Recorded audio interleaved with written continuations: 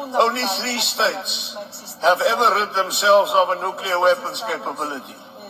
Kazakhstan and Ukraine agreed to divest themselves of the nuclear weapons that they had inherited from the old Soviet Union. And in 1989, we in South Africa decided to dismantle our nuclear weapons capability. We did so because possession of nuclear weapons no longer made any sense. We embarked on our nuclear weapons program in '75 because of the growing threat of a superpower in our region, and because we did not belong to an alliance that would help to protect us. We discovered that the best means of promoting our security was to have our own weapons of mass destruction, but also to reach agreement on the establishment of a non-racial constitutional democracy that would assure the rights and freedoms of all our peoples.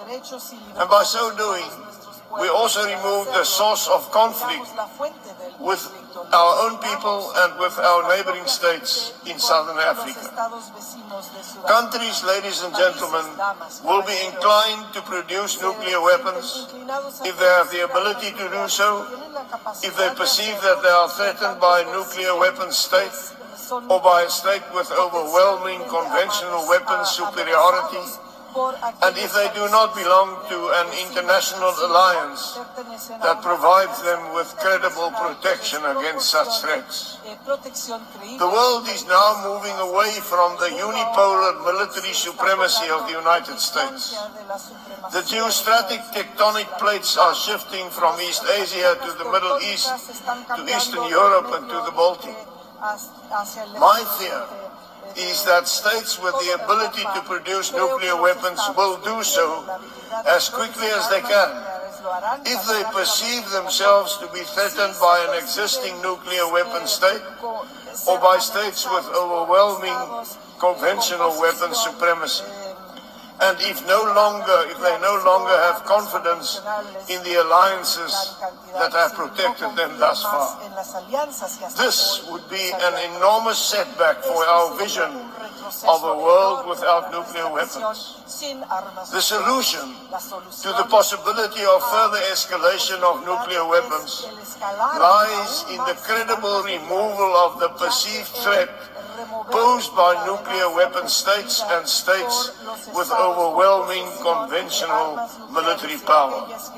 It also lies in the resolution of the underlying sources of injustice and inequity in international relations, just as it did in the case of South Africa 30 years ago. And by the way, may I just say, somebody reminded me, today on the 20th of September, it's exactly 30 years since I was inaugurated as President of South Africa.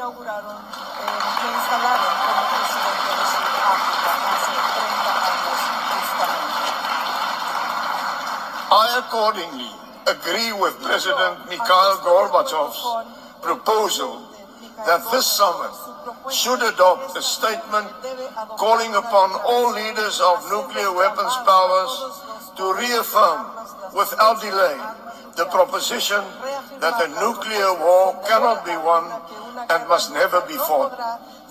We should remind the leaders of nuclear weapon states that they should reaffirm the inadmissibility of nuclear war and return to the negotiating table to agree on reducing and eliminating their nuclear arsenal.